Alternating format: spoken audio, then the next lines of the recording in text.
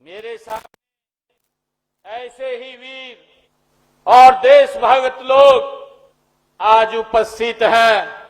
मैं इस विराट जनसमूह को नमन करता हूं और आपकी इतनी बड़ी संख्या में यहां आना और महाशिवरात्रि के पर्व के अवसर पर आना, ये इस बात का प्रमाण है कि आपका भाजपा की सरकार की नीतियों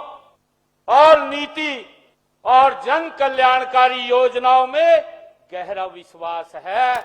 मैं इसके लिए आप सबको तहे दिल से बहुत बहुत स्वागत और अभिनंदन आप सबका पुनः करता हूं। साथियों, मैं आज यहां आपके इस क्षेत्र के विकास के लिए एक नई दिशा, यहां पर जो विकास कार्यों के उद्घाटन हुए हैं, मैंने आज 47 करोड़ 36 लाख रुपए की लागत के 16 विकास परियोजनाओं के उद्घाटन किए हैं और 21 करोड़ 77 लाख 25 हजार रुपए की लागत के 11 उद्घाटन और 25 करोड़ 58 लाख 58 हजार रुपए की लागत के 5 शिलान्यास के कार्यक्रम भी ये शामिल हैं। साथियों, ये सभी परियोजनाएं आप नागरिकों के, मेरे सोहना तावड़ू के नागरिकों के सपनों को साकार करने के लिए एक ठोस कदम है। साथियों, मैं ये भी बताना चाहूंगा कि इस हलके के विकास को गति देने के लिए पिछले 11 वर्षों में हमारी सरकार ने यहां पर 62 अनाउंसमेंट किए थे। अभी हमारे राव नरवीर जी कह रहे थे कि ये पिछड़ा इलाका था, परंतु आदरणीय मोदी जी डबल इंजन सरकार ने लगातार इसमें विकास के कार्यों की गति को बढ़ाते हुए इसको अग्रणी क्षेत्र के रूप में हमारी सरकार काम कर रही है। साथियों, पिछले 11 वर्षों में 62 यहां हमने घोषणाएं की थी। 62 में से 49 काम हमने इस क्षेत्र के पूरे कर दिए हैं और 13 कामों पर प्रगति से काम चल रहा है। साथियों, हमने इस इलाके में विकास कार्यों पर पिछले 11 वर्षों में 1555 करोड़ रुपया यहां सोहना और तावड़ू के विकास कार्यों पर हमने खर्च किए हैं। और जो मैं आपको बताना भी चाहूंगा, क्योंकि कांग्रेस के लोग ये कई प्रकार की बातें करते हैं, उनको विकास दिखाई नहीं देता। कौन सा चश्मा उन्होंने आंखों पे लगाया हुआ है। मैं उनको ये आईना दिखाना चाहता हूं कि भारतीय जनता पार्टी नरेंद्र मोदी जी के नेतृत्व में ये डबल इंजन सरकार ने पिछले 11 वर्षों में 1515 करोड़ रुपया हमने सोहना और तावड़ू के विकास कार्यों के लिए खर्च किए हैं। और जबकि कांग्रेस का 10 साल का शासन रहा है, वो भी डबल इंजन का रहा है। कांग्रेस का हरियाणा में भी शासन रहा और दिल्ली में भी उनका शासन था। 10 वर्षों में उन्होंने मात्र सोहना और तावड़ू के विकास के लिए 222 करोड़ रुपए उन्होंने खर्च किए। वो भी भ्रष्टाचार में चले जाते थे, परंतु ये गारंटी ये नरेंद्र मोदी जी डबल इंजन सरकार की है कि हमने 1515 करोड़ रुपया इस क्षेत्र के लिए विकास कार्यों पर खर्च किए हैं। साथियों, मैं आपके समक्ष इस हलके के पिछले 11 वर्षों में जो हमने कुछ महत्वपूर्ण यहां कार्य किए हैं, उनकी तरफ आपका ध्यान लगाना चाहता हूं। साथियों, 2014 से लेकर के आज 2024 तक की मैं बात करता हूं। 2014 से 2024 10 वर्षों के कार्यकाल में सोहना क्षेत्र में हमने लोक निर्माण विभाग द्वारा विकास कार्यों पर 285 करोड़ रुपए की ये राशि खर्च की है। और इसी प्रकार 2024 से अब तक हमने 5 करोड़ 70 लाख रुपए विकास कार्यों पर खर्च किए हैं। और इसके अलावा 407 करोड़ रुपए के काम पाइपलाइन में भी हैं। साथियों, मुझे खुशी है कि सोहना में बन रहे जो सब डिविजनल कॉम्प्लेक्स के निर्माण कार्य तेजी से वो जारी है। इसी महत्वपूर्ण परियोजना के लिए लगभग 41 करोड़ रुपए की प्रशासनिक स्वीकृति भी प्रदान की गई है।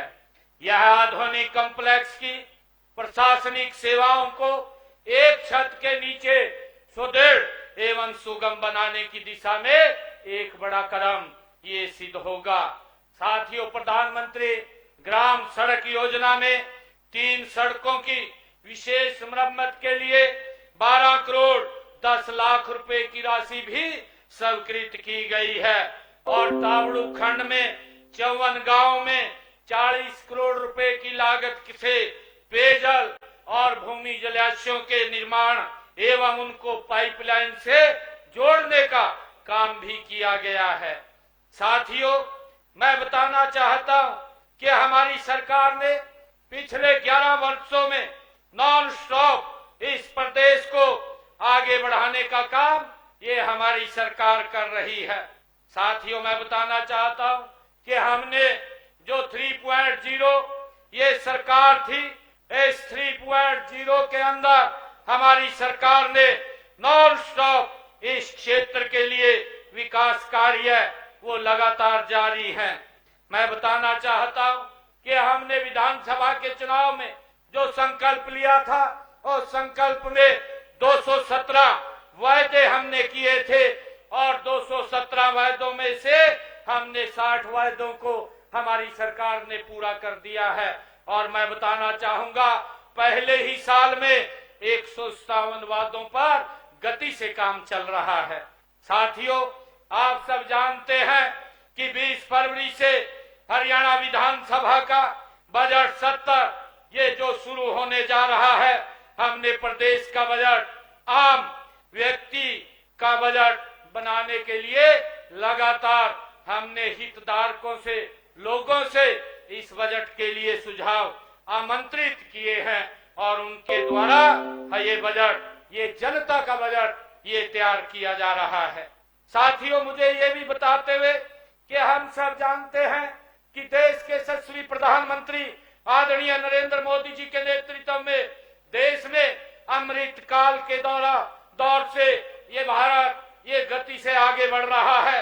माननीय प्रधानमंत्री जी का एक संकल्प है 2047 देश को विकसित राष्ट्र बनाने का, ये संकल्प आदरणीय प्रधानमंत्री जी ने लिया है। और इसके लिए सभी राज्यों के समक्ष एक महत्वाकांक्षी रोड मैप भी वो रखा गया है। और इसी से प्रेरित होकर हमने व्यापक परामर्श, विशेषज्ञों की भागीदारी और गहन अध्ययन के आधार पर हरियाणा विजन डॉक्यूमेंट 2047 हमने तैयार किया है।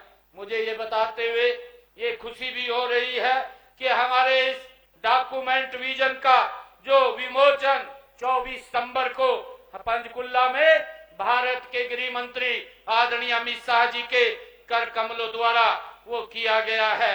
और मैं ये भी बताना चाहूंगा कि इस डॉक्यूमेंट विजन में 387 दीर्घकालिक और 369 अल्पकालिक पाथवे के साथ एक स्पष्ट, व्यवहारिक और परिणाम आधारित रोड मैप इसमें प्रस्तुत किया गया है।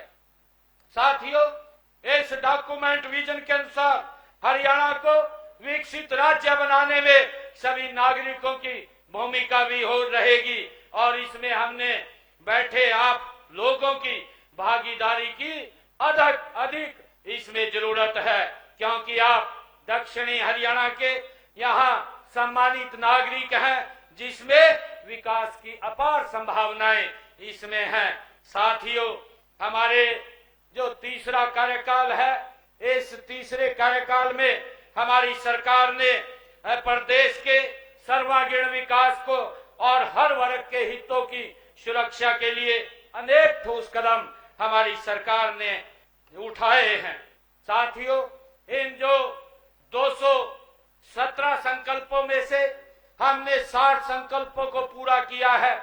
हमने जो हरियाणा प्रदेश के अंदर किडनी के पेशेंट थे, ऐसे किडनी के पेशेंटों को डायलिसिस के लिए हर एक डायलिसिस का उसका 25 से 30 हजार रुपए खर्चा आता था, परंतु हमने निर्णय किया कि हरियाणा प्रदेश के अंदर किसी का कोई पैसा नहीं लगेगा। हमारे सरकारी हॉस्पिटल और मेडिकल कॉलेज के अंदर आज हरियाणा में डायलिसिस का कोई पैसा नहीं लगता, मुफ्त में वो डायलिसिस की सुविधा वो दी जा रही है। साथियों, हमने कहा था कि हमारे जो युवा साथी हैं, 24,000 बच्चों के जिनके रिजल्ट रुक गए थे, ऐसे बच्चों को भाइयों बहनों मैं बताना चाहता हूं कि ऐसे बच्चों के जो रिजल्ट रुक गए थे, मेरे पास बच्चे भी आए थे कि हवा गलत चल रही है, शायद कांग्रेस की सरकार ना बन जाए। मैंने कहा कि हम ये रिजल्ट अभी नहीं निकालेंगे, परंतु 8 तारीख के बाद रिजल्ट निकालेंगे। हमने अपने संकल्प पत्र में भी कहा था और साथियों हमने उसको पूरा किया है। एक समय के अंदर हरियाणा प्रदेश के 24,000 बच्चों का बिना पर्ची बिना खर्ची के रिजल्ट निकालने का काम ये हमारी सरकार ने किया है। साथियों, इसी प्रकार हमने बहनों से एक संकल्प लिया था। हमने कहा था कि जिन बहनों की इनकम 1,80,000 रुपए से कम है, ऐसी बहनों की रसोई में 500 रुपए का गैस का सिलेंडर पहुंचाने का काम हमारी सरकार करेगी और ऊपर का पैसा उनके खाते में पहुंचाने का काम करेगी। मुझे खुशी है कि हमने इस योजना को लागू किया है। आज हरियाणा प्रदेश के ऐसे परिवारों को इस योजना का लाभ मिल रहा है और मुझे खुशी है कि हमने ये भी अपने संकल्प पत्र में कहा था कि हमारी जो बहन बेटियां हैं, दीनदयाल लाडो लक्ष्मी योजना, ऐसी बहनों को 2100 रुपए देने का काम हमारी सरकार करेगी। साथियों, मैं बताना चाहता हूं, पहले ही बजट के अंदर हमने 5,000 करोड़ रुपए का प्रावधान किया और हमने इसको फेसिस के अंदर चालू किया। 1 लाख जिन बहनों की इनकम है, उन बहनों को लाडो लक्ष्मी योजना का लाभ 2100 रुपए दिया जा रहा है और मुझे खुशी है कि अब तक 9,22,000 बहनों के खाते में 634 करोड़ रुपया लाडो लक्ष्मी योजना के तहत पहुंचाने का काम ये हमारी सरकार ने किया है।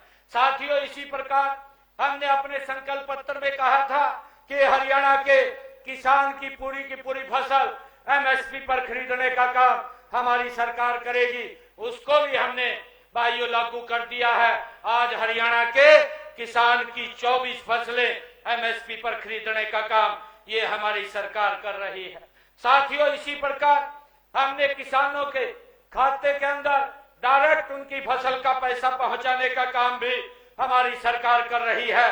हरियाणा प्रदेश के अंदर 12 लाख किसानों के खाते में हमने धान की फसल का 1,64,000 करोड़ रुपया उनके खाते में पहुंचाने का काम ये हमारी सरकार ने फसल खरीद का ये किया है। साथियों, इसी प्रकार हमने पिछले 11 वर्षों में अगर मेरे किसान की फसल का खराबा हुआ है तो उसके खराबे का नुकसान भी उसके खाते में पहुंचाने का काम किया है।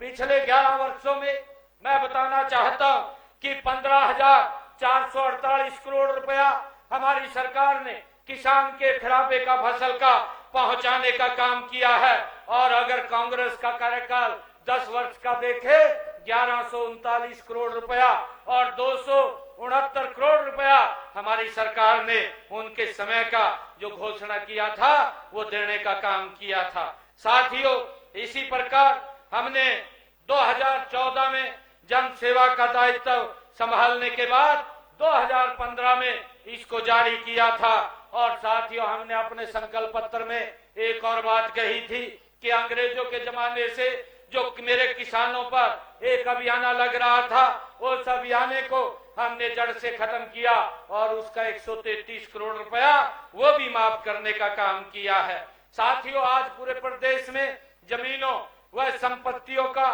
पेपरलेस ये रजिस्ट्रेशन शुरू किया है। अब रजिस्ट्री का पूरा काम ये डिजिटल हो गया है। आज लोगों को किसी ऑफिस में जाने की जरूरत नहीं पड़ती, किसी अफसर के, तहसीलदार के चक्कर नहीं काटने पड़ते। आज वो जा करके अपनी फोटो तरवा करके साइन करके रजिस्ट्री ले आता है। आज इसके अंदर बड़ा बदलाव किया है। साथियों, इसी प्रकार हमने एससी समाज के अंदर जो वंचित वर्ग था उसको आरक्षण देने का काम भी ये हमारी सरकार ने किया है। और साथियों, मुझे बताते हुए ये खुशी भी हो रही है, क्योंकि आजकल जो विपक्ष के हमारे साथी हैं, वो विपक्ष के साथी इस प्रकार का वो दुष्प्रचार लगे हुए हैं, जनो ये सारा का सारा जो हमारे बुजुर्गों को ये सम्मान दिया जाता है, उस सम्मान देने का ये सारा काम हमने किया है। मैं उनको आज इस तावड़ों की सरदारी के बीच ये बात कहना चाहता हूं, पहले आप अपने गिरेबान में देखिए, आप उंगली काट करके शहीदी का दर्जा मत लीजिए। आपके समय में बुजुर्गों को 6-6 महीने तक उनको पेंशन भी नहीं मिलती थी, उन्हें देखना पड़ता था, उनको धक्के खाने पड़ते थे, तब जाकर के पेंशन मिलती थी। और साथियों, उनके समय के अंदर मात्र 200 रुपए और कांग्रेस के समय में मात्र 500 रुपए ये बुजुर्गों का सम्मान भत्ता ये उन्होंने बढ़ाने का काम किया था। परंतु हमारी सरकार ने 11 वर्षों के अंदर भाइयों 2200 रुपया बुजुर्गों का सम्मान भत्ता ये बढ़ाने का काम किया है। और मुझे खुशी है, आप बुजुर्ग ये हमारे सम्मानित ये व्यक्ति है, इनका आशीर्वाद हमारे सिर के ऊपर रहता है। मैं आज इस तावड़ू की सरदारी के बीच से हरियाणा प्रदेश के बुजुर्गों को इस बात के लिए आश्वस्त करता हूं कि आपके इस सम्मान के अंदर ये भारतीय जनता पार्टी कोई कमी नहीं छोड़ेगी और ना कमी रहने देगी। साथियों, आदरणीय प्रधानमंत्री जी के नेतृत्व में हमारी सरकार ने बुजुर्गों को सम्मान देने के लिए जो काम किए हैं, ऐसे 70 साल के ऊपर के बुजुर्ग, चाहे वो कोई भी बुजुर्ग है, अगर उसको कोई बीमारी या कोई दिक्कत आ जाती है, उसको इलाज की चिंता नहीं है या परिवार को भी नहीं है, उसके इलाज की चिंता नरेंद्र मोदी और हरियाणा सरकार को है। साथियों, 70 साल के ऊपर के बुजुर्गों का इलाज ये हरियाणा सरकार कराने का काम कर रही है। परंतु ये विपक्ष के लोग ये इस प्रकार से गुमराह करने में लगे हुए हैं जैसे इनको कोई मुद्दा इनके पास बचा ही नहीं है, क्योंकि अपने कार्यकाल को अपने गिरेबान में इनको जाग करके देखना चाहिए। हमने हरियाणा प्रदेश के अंदर देश में सबसे ज्यादा अगर बुजुर्गों को सम्मान दिया जा रहा है तो हरियाणा के अंदर देने का काम ये हमारी सरकार कर रही है। साथियों, इसी प्रकार बीसी समाज के लिए जो क्रिमिनल की आय की व्यवस्था थी वो 6000 रुपए थी, उसको बढ़ा करके हमने 8 लाख रुपए करने का काम ये हमारी सरकार ने किया है। और साथियों, मैं बताना चाहता हूं कि हमने आदरणीय प्रधानमंत्री जी का विजन है कि किसी गरीब के सर के ऊपर, हर गरीब के सर के ऊपर छत होनी चाहिए। वो छत उपलब्ध कराने के लिए हमने हरियाणा प्रदेश में पिछले 11 वर्षों में प्रधानमंत्री आवास योजना के तहत 1,56,000 आवास बना करके देने का काम ये हमारी सरकार ने किया है। और साथियों, इसी प्रकार हमने मुख्यमंत्री आवास योजना शहरी के तहत 14 शहरों में 15,765 गरीब परिवारों को प्लाट देने का, 30 गज का प्लाट देने का काम भी हमारी सरकार ने किया है। और इसी प्रकार हमने मुख्यमंत्री आवास योजना ग्रामीण के तहत ग्राम पंचायतों में 12,031 प्लाट, 100 गज के प्लाट देने का काम भी हमारी सरकार ने किया है। साथियों, अब तक धन के अभाव में कोई गरीब अपना इलाज से वंचित न रहे। हमने हरियाणा प्रदेश के अंदर आदरणीय मोदी जी के नेतृत्व में आयुष्मान चिरायु योजना के तहत लगभग हरियाणा प्रदेश के अंदर इस योजना के तहत 26 लाख मरीजों ने अपना इलाज कराया है और इस इलाज के तहत हरियाणा सरकार ने 4,126 करोड़ रुपया उनके इलाज के लिए दिया है। साथियों, मुझे ये भी बताते हुए कि मैंने अभी 4 रोज पहले हरियाणा प्रदेश के हर जिला अस्पताल के अंदर 11 फरवरी को 17 जिलों में डे केयर कैंसर सेंटर्स का भी शुभारंभ किया है। इन केंद्रों के खुलने से अब 22 के 22 जिलों में कैंसर पीड़ित मरीजों का इलाज और आसान होगा, क्योंकि अब हमारे 23 जिले हरियाणा प्रदेश के अंदर हो गए हैं, क्योंकि 23वें जिले के अंदर ये भी व्यवस्थाएं सारी खड़ी होंगी। पिछले 1 साल में हमने, साथियों अगर हम बात करें पिछले 1 साल में, मैं आप सबको इस बात की जानकारी भी देना चाहता हूं कि हमने हरियाणा प्रदेश के अंदर 36,000 युवाओं को बिना पर्ची बिना खर्ची के रोजगार देने का काम किया है। और अगर 11 साल की बात करें, 11 वर्षों के अंदर हमारी सरकार ने 2 लाख के करीब युवाओं को बिना पर्ची बिना खर्ची के रोजगार देने का काम हमारी सरकार ने किया है। और अगर कांग्रेस हो या अन्य दल हो, कोई भी दल हो, अगर उनसे ये बात पूछी जाए कि आपके शासन में युवाओं को कैसे नौकरी मिलती थी, भाइयों रोंगटे खड़े हो जाते हैं। परंतु हमारी सरकार में ना तो माँ बाप को चिंता है, ना बच्चे को चिंता है, उसके घर में ज्वाइनिंग लेटर पहुंचता है। ये हमारी सरकार ने ये ट्रांसपेरेंसी लेकर के आए हैं, उससे आम व्यक्ति का विश्वास सरकार की योजनाओं की तरफ बढ़ा है। साथियों, हमने पिछले दिनों सीटी का पेपर जो सफलतापूर्वक कराया है, इसका परिणाम भी घोषित हो गया है और परिणाम घोषित होने के बाद हमने 12,500 और नौकरियां निकाली हैं। मैं आप सभी से आग्रह भी करूंगा, युवाओं साथियों से, कि इन नौकरियों में आप अप्लाई भी करें। लगभग 5500 हरियाणा पुलिस की नौकरियां वो हमने निकाली हैं और हमने कुल मिलाकर के 12,500 नौकरियां निकाली हैं। साथियों, हमने विदेश के अंदर जो हमारे गलत रास्ते से युवा बाहर जाता था, उसको भी हरियाणा की विधानसभा में हम एक एक्ट लेकर के आए ताकि हमारे युवाओं का शोषण ना हो, और उसको लेकर के हमने सख्त कानून बनाया।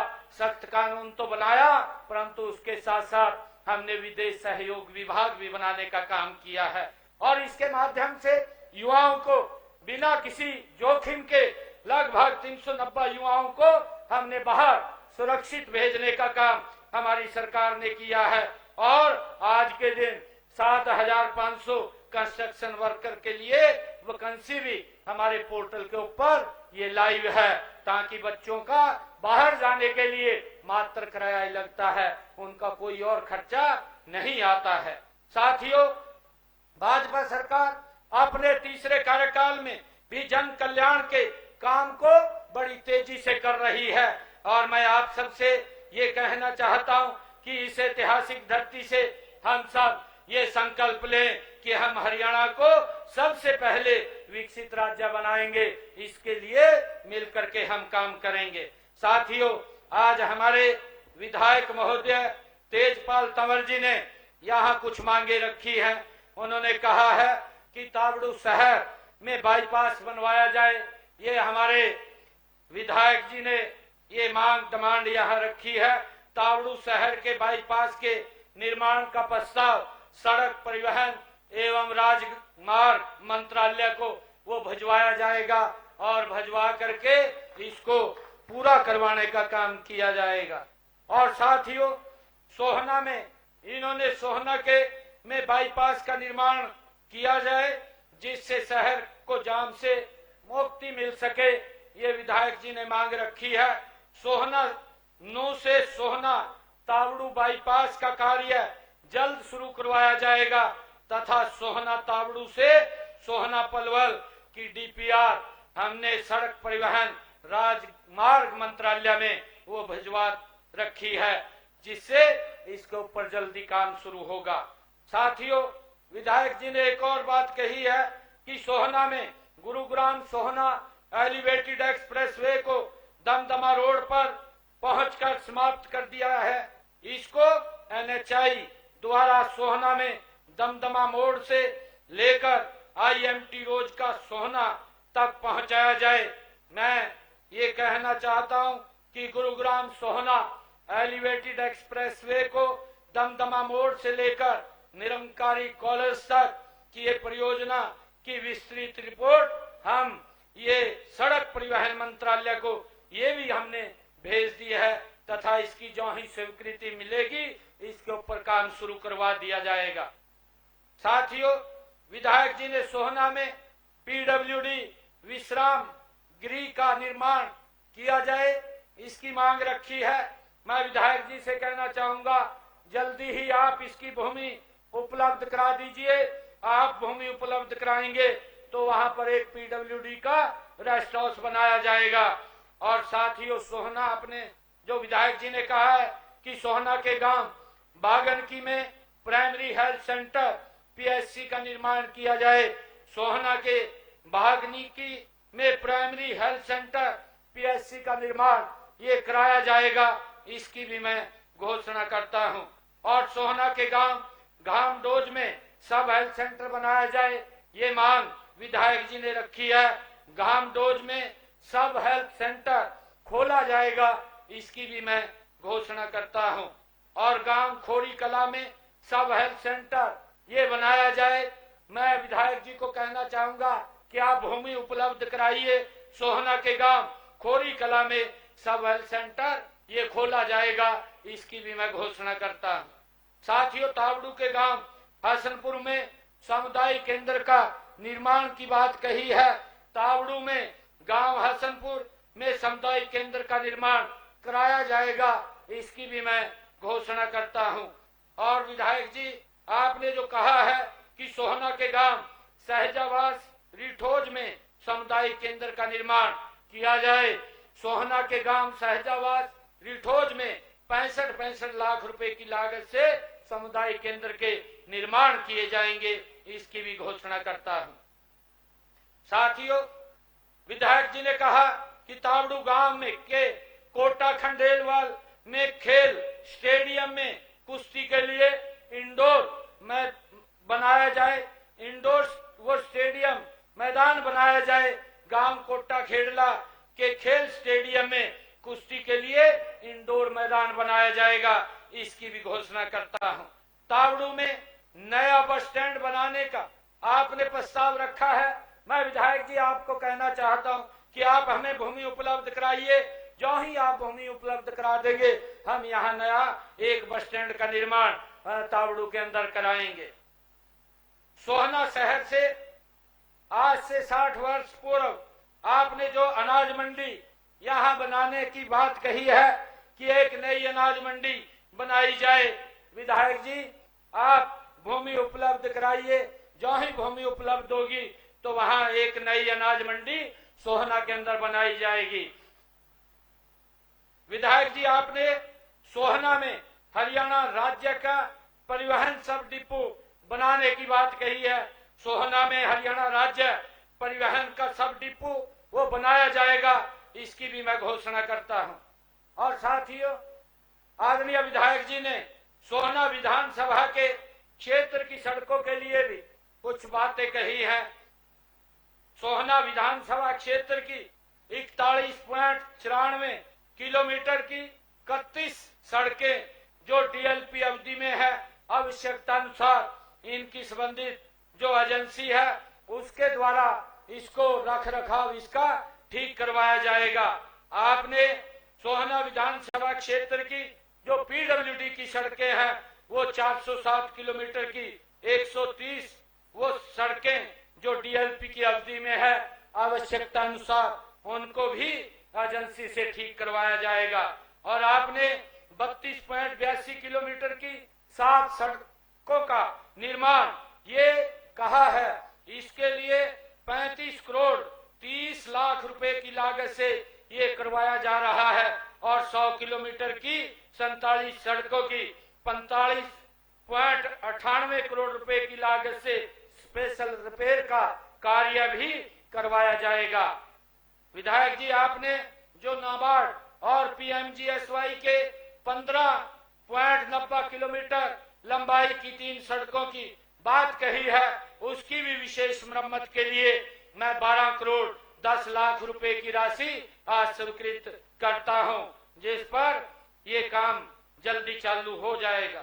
साथियों, खेत खलियान योजना के तहत मैं सोहना विधानसभा के खेतों के रास्तों को पक्का करने के लिए 25 किलोमीटर तक के रास्तों की घोषणा करता हूं।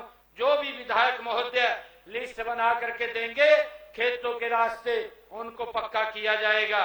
और मैं सोहना के जो विकास कार्य हैं, गांव के अंदर विकास कार्य चल रहे हैं, उन विकास कार्यों के कामों के लिए जो 5 करोड़ रुपए हल्के के विकास कार्यों के लिए करवाए जा रहे हैं, मैं आज आप सबके बीच में आप सबको आज इस अवसर पर बहुत बहुत बधाई देता हूं।